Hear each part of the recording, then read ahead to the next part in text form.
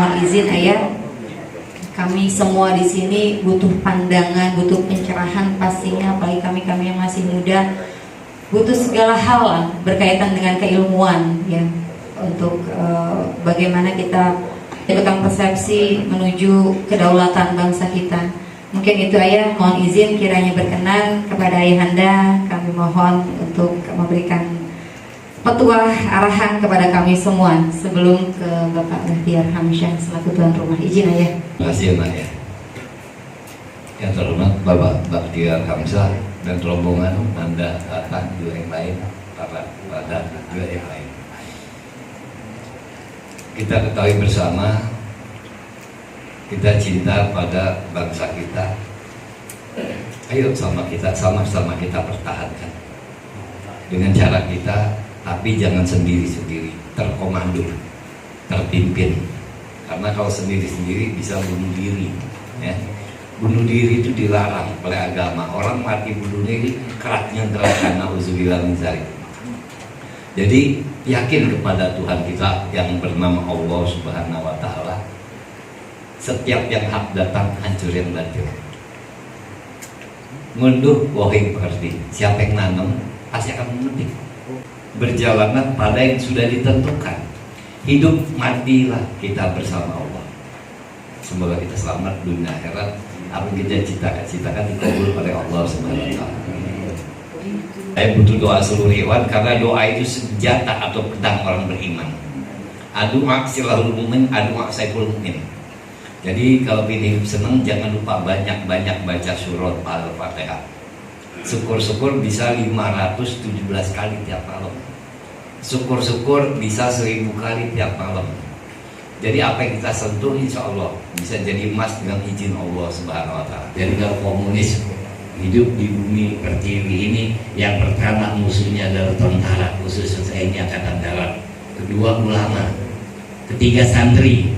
Jadi ya tinggal kita mau selamat atau enggak nih ya. Biar namanya selamat, enggak ngaji, enggak silaturahmi selamanya mumet. Enggak. Enggak nih, sedikit alhamdulillah kesempatannya kita kedatangan Pak Bahtiar. Beliau ini dulu Menteri Sosial, Ketua Komisi 5 DPR RI gitu ya.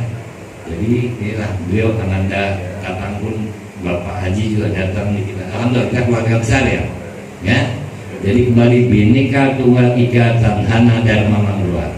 Ya. Jadi merdeka yang sebenarnya. Sekarang merdekanya masih bohong-bohongan. Merdeka. Terima kasih. Assalamualaikum warahmatullahi wabarakatuh. Amin ya rabbal alamin ayah, insyaallah Allah kabul. Amin. Amin. Mohon izin di sini kita kedatangan orang tua kita. Kebetulan beliau adalah salah satu tokoh nasional. Beliau berkenan untuk hadir di tengah-tengah kita. Yang mudah-mudahan apa yang beliau sampaikan nanti kita dapat simak secara seksama. Ya, karena sejarah itu luar biasa panjang. Ya, beliau adalah bagian daripada orang yang telah mengukir sejarah bangsa kita. Ya, beliau adalah Bapak Bahtiar Hamsyah, mantan Menteri Sosial era Ibu Mega dan Pak SBY. Mohon izin Bapak kiranya berkenan, kami persilahkan. Bismillahirrahmanirrahim. Assalamualaikum warahmatullahi wabarakatuh. Innal hamdalillah nahmaduhu wa nasta'inuhu wa nastaghfiruh wa na'udzu billahi min shururi anfusina wa sayyi'ati a'malina. May yahdihillahu fala mudilla lahu wa may yudlil fala hadiya lahu. Asyhadu an la ilaha illallah wahdahu la syarika lahu wa asyhadu anna Muhammadan abduhu wa rasuluh la ilaha illallah. Karena yang hadir banyak anak muda, saya akan mulai dengan membaca ayat dari surat Al-Asaf. Itu ayat ke-9 dan 27, saya tidak hafal. Al-adulukum malaki jalatin tunjikum min azab. Ya, wahai orang-orang yang beriman, maukah kau kutunjukkan satu perniagaan yang menguntungkan bagimu? Apa perniagaan itu? Tu'minuna billah wa rasulihi wa tujahiduna fi sabilillahi bi amwalikum wa anfusikum zalikum khairul lakum in kuntum ta'lamun. Ya. Apa itu? Percayalah kau kepada Allah dan Rasulnya, kemudian berjihadlah kau. Apa jihad? Jihad itu menurut pengetahuan saya segala sesuatu yang bisa kita kerjakan untuk menegakkan kalimat Allah. Kalau kita tidak punya uang, pemikiran. Kalau kita tidak pintar, tenaga. Kalau tidak juga bisa mengajak orang berbuat baik.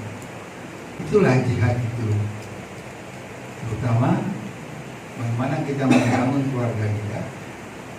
Kita mencari nafkah agar anak-anak kita bisa sekolah dengan baik. Saya ingin menekankan ini. Mereka yang punya pendidikan tinggilah dengan kategori akhlak yang bagus yang akan memimpin bangsa ini. Bangsa ini nggak bisa dipimpin tanpa orang punya pendidikan. Tapi orang punya pendidikan yang bagus, tidak punya akhlak yang baik, membuat negara ini hancur. Ini saya jelaskan seperti itu. Apa imbalannya? Selanjutnya ayat menjelaskan imbalannya itu adalah bagi kau adalah surga jangan kenal. Itu ditegaskan ini. Mengapa kita seperti ini? Menurut saya, mungkin kita tidak memahami tentang ayat-ayat yang ada di dalam Al-Quran, atau kita sering berkeluh kesah dikala kita sedang menghadapi tantangan seperti sekarang ini. Saya sering mengatakan kondisi hari ini bagi kita berat. Mereka yang berjenggot bisa saya dituduh radikal, teroris. Kalau Ustadz garang sedikit pidato, wah ini mau mendirikan negara Islam. Ya. Maka sebenarnya Quran memberikan jalan kepada kita. Ini dijelaskan dalam surat Al-Imran 200. Ya ayyuhalladzina amanu sabiru wasabiru warabitu wattaqullaha la'allakum tuflihun. Ya. Wahai orang-orang yang beriman, bersabarlah kau. Setelah itu kau perkuat kesabaranmu dan bersiap-siagalah kau. Ini kata-kata siap-siaga. Ya. Semoga Allah akan memberikan keberuntungan kepada kita. Ini bahasa-bahasa yang harus kita cari. Dalam kondisi seperti ini, kita harus bersiap siaga. Kita sedang susah, kita sabar. Ya. Dan kemudian kita harus bersiap siaga. Bukan karena kita susah, kita sabar, kita menangisi nasib. Saya nggak cocok seperti itu. Dan kita nggak boleh menyesali kepada Tuhan, ya Allah kok nasib kami begini. Kalau saya orang tua anak saya begitu, saya tampar itu. Kau nggak berusaha kau. Karena hidup ini perjuangan. Apa yang kita perjuangkan? Tegaknya kalimat Allah dan berdirinya negara kita yang kita sebut di dalam Undang-Undang Dasar 45 kita yang asli, yang kita kenal dengan negara Bahdatul Taibatun Warabun Gabur. Saya ingin menjelaskan bagaimana sekarang kondisi kita. Saudara-saudara yang saya hormati, Pak Ustaz, mungkin di sini banyak kiai, agar kita lebih akrab, saya jelaskan siapa saya. Entah saya di PKI kan susah, saudara-saudara. Ya kan? Ya. Saya ini lahir 31 Desember 1945. Maka saya nggak pernah buat ulang tahun. Apa coba ulang tahun orang merayakan? Jadi kalau 45 sampai sekarang sekitar 78. Ya.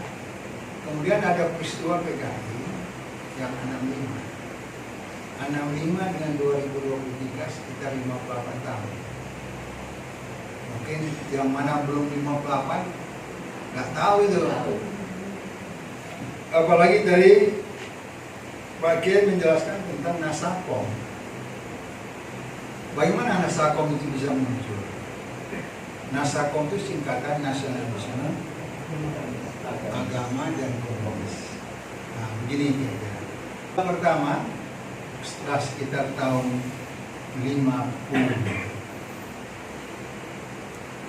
supaya kita tidak dituduh negara otoriter, maka kita buat pemilu. Pemilu tahun 55 itu banyak sekali partai, hampir 200 itu. Saya masih kecil tahun 55 itu, saya masih ingat ada partai gambar gunung. Di Sumatera Utara itu ada gunung Sibual-Bual. Jadi ada partainya, Pak. Sibual-Bual. Sibual hebatnya. Jadi saya ingin katakan begini. Dari hasil pemilu itu, itulah pemilu yang sampai hari ini yang paling jujur. Karena penelitiannya pemerintah kayak itu. Panitia itu partai-partai itu. Jadi kan nggak berani dia saling mencuri kan, dia mengawasi. Apa hasilnya? Hasilnya itu ada 4 partai politik, ya, yang besar. Pertama PNI, ya, Partai Nasional Indonesia. Yang kedua Masyumi. Antara PNI dengan Masyumi suaranya sedikit. Nah, beda tipis, kursinya sama, 56. Ya. Yang ketiga NU. Yang keempat PKI. Ini saya jelaskan ini. Jadi supaya tahu bagaimana PKI. Pertanyaan yang menarik, kenapa tahun 55 PKI bisa muncul sebagai kekuatan keempat? Sementara tahun 48 dia berontak. Peristiwa Madiun, dan dia dibasmi oleh TNI. Itu Siliwangi yang dari Jawa Barat. Tapi waktu itu pemerintah tidak melarang seperti Pak Harto. Ya, 65 dengan sekarang, ya itu sekitar 58 ya. Pak Harto berkuasa hampir 30. Tidak berdaya PKI itu. Karena Pak Harto melarang. Ada keputusan MPR. Ya, kemudian Pak Harto membuat apa yang disebut dengan bersih diri dan bersih lingkungan. Ini saya jelaskan. Hasil daripada pemilu itu juga dilakukan pemilu lagi, memilih konstituante. Anggota konstituante itu tugasnya menyusun anggaran dasar, undang-undang dasar. Ya. Hasilnya sama. 4 kekuatan ini. Yang lain kecil-kecil lah. Ada anggota DPRD-nya 1, 2 gitu. Di konstituante itu 1, 2 gitu. Pada waktu terjadi perdebatan tentang dasar negara, kan kalau kita mendirikan negara dasarnya apa? Ya, kelompok Islam menginginkan dasar negara itu Islam. Kelompok PNI, PKI, ya, dia tidak setuju. Waktu di voting, gak ada yang menang, Pak. Karena tidak sampai 1,5+1. Seimbang. Tentara waktu itu gelisah. Kalau terjadi pertengkaran di DPR, itu negara bisa goncang. Melihat kondisi ini, Bung Karno merasa inilah kesempatan dia menjadi presiden yang berkuasa. Ya, karena waktu itu kan apa? kita itu bukan presidentil, presiden parlementer, yang berkuasa itu Perdana Menteri. Jadi yang membuat pemilu itu adalah Perdana Menteri Burhanuddin Harahap dari Masyumi. Ini supaya tahu. Bapak-bapak yang saya hormati, maka Bung Karno membubarkan anggota DPR itu. Dia bubarkan anggota DPR dan kemudian dia membentuk DPR GR, Dewan Perwakilan Gotong Royong. PKI semakin besar. Bung Karno nengok, Bung Karno ini tipe manusia. Manusia itu kalau tidak bisa memproyeksi dirinya sebagai manusia, apalagi zikirnya tak kuat. Bung Karno kan zikirnya tak kuat. Ya, nengok cewek tak tahan dia, Pak. Nah, ini kan jujur saja gitu. Nggak tahan dia. Maka dimanfaatkanlah oleh PKI. Ini kisahnya. Maka orang-orang PKI pernah di anggota DPR, ya, begitu dibuat DPR itu dibuatlah izin kepada Bung Karno. Apa ini itu? Nasako. Kemudian orang-orang Masyumi terlibat tokohnya ya, di dalam pemberontakan PRRI, Permesta. Jadi makin yakinlah Bung Karno bahwa PKI ini teman yang setia. Itu kesannya itu. Maka Bung Karno mencanangkan nasakomisasi. Di mana-mana harus nasakom. Kantor-kantor harus nasakom. Paham itu? Jadi nggak bisa kalau di kantor kecamatan itu kalau nggak nasakom ini menentang presiden revolusi. Dituduh nanti kontra revolusi. Kalau ada kiai-kiai yang tidak menentang ini, dituduh kiai ini tuan tanah. Maka digelar setan desa. Gitu lah. Jadi saya ingin sampaikan kepada kita bahwa itulah PKI. Maka dia lakukan pemberontakan karena dia merasa kuat. Siapa musuh PKI yang pertama? Angkatan Darat dan umat Islam. Mengapa Angkatan Darat? Karena dia menuntut kepada Jenderal Yani almarhum Angkatan kelima. Karena sudah setuju. Angkatan kelima itu adalah buruh dan tani, diberikan senjata. Itu namanya Angkatan kelima. Apa gunanya? Untuk melawan tentara. Jenderal Ayani tidak setuju. Maka PKI benci kali sama Jenderal Ayani, khususnya Angkatan Darat. Angkatan Udara ikut pula melatih pengudaranya sama Garwani. Ya ini fakta yang saya katakan. Jangan sekarang itu diputar balikkan. Setelah dia yakin, ya, jadi di tentara itu juga banyak juga yang pro PKI. Setelah dia yakin kekuatannya itu kuat, maka mereka mengadakan rapat, ya, yang dipimpin oleh Sam Kamaruzaman, yang namanya itu dia itu adalah tokoh sisi PKI. Jadi kalau mau tahu kelakuan PKI itu buka catatan Mahmilu, Mahkamah Militer luar biasa. Sekarang kan orang nggak tahu itu.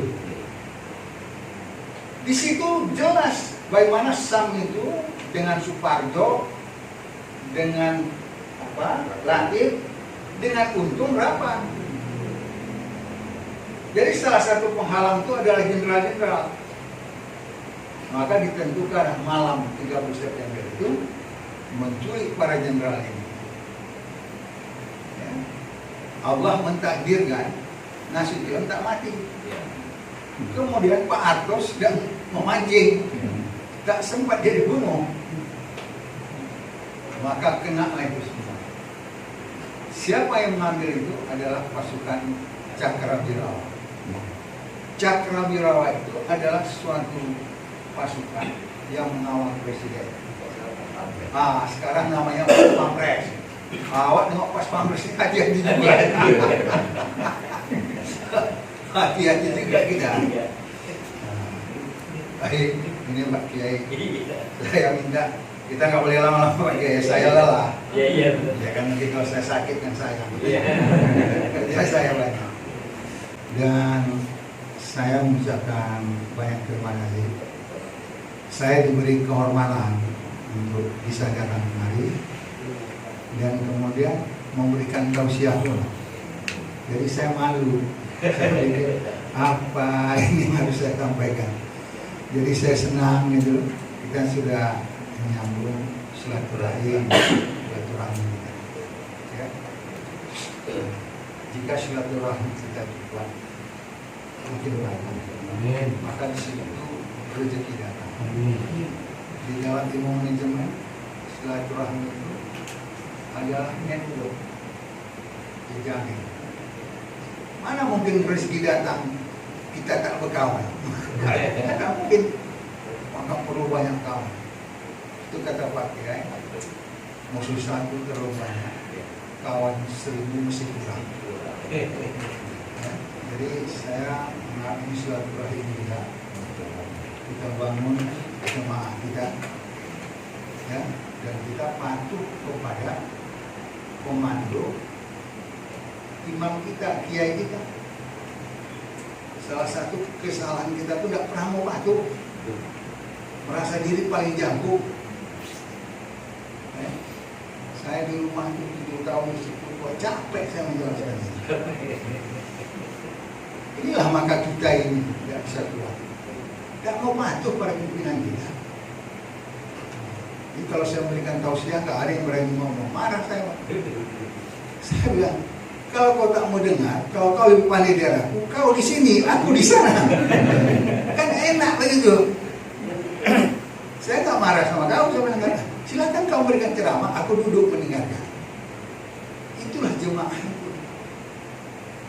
Jangan membuat apa macam kelakuan Abu Lahab. Ya. Atau kelakuan Abu Lahab bin Ubay, di muka kita baik-baik, di belakang kita lain-lain. Itu di dalam sirah Nawawiyah dijelaskan karakter orang. Jadi saya kira, ya, terima kasih banyak. Ya, kami rombongan merasa mendapat kehormatan. Sudah makan. Terima kasih ya. Sudah makan. Ya. Kemudian sudah kita berkenalan ya. Jadi kapan-kapan. Ya. Harapan saya, tolonglah kabar kiai-kiai kita berkumpul lagi. Ya. Saya ingin mungkin habis lebaran kita sedang cari bagian di mana kita bisa berkumpul sebanyak, dan saya ingin membawa Jenderal Gatot kemarin. Ya. Tapi kita cari dulu ya, momennya. Kalau momennya itu pas, tempatnya aman, ya, itu kita bisa ajak. Karena hari ini kan kita di bidang, terutama polisi itu kan tidak senang sama kita. Bukan yang di sini, perintah dari atas. Ya. Kalau di sini baik, dia kalau kita marah sama dia, bagaimana Pak? Saya ini kan perintah. Ini kan bawaan. Ya.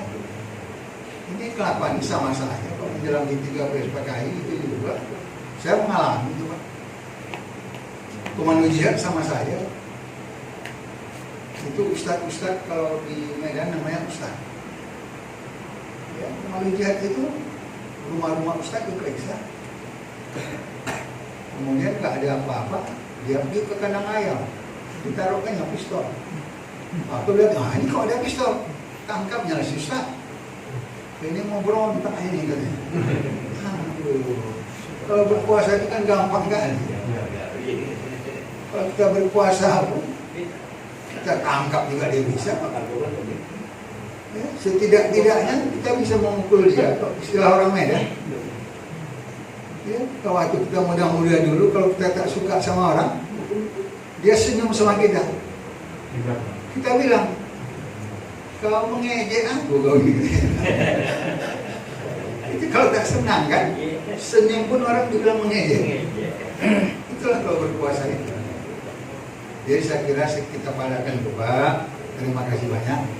Ya kita sedikit agak santai supaya tidak tegang. Ya. Jadi kalau tempat-tempat lain kalau saya memberikan ceramah nggak gini-gini. Apalagi kalau di masjid kan. Kalau saya ajak orang ketawa tak serius orang nanti. Ya. Ya. Billahi taufiq wal hidayah. Assalamualaikum warahmatullahi wabarakatuh. Terima kasih Bapak atas segala pencerahan buat kita semua. Assalamualaikum warahmatullahi wabarakatuh.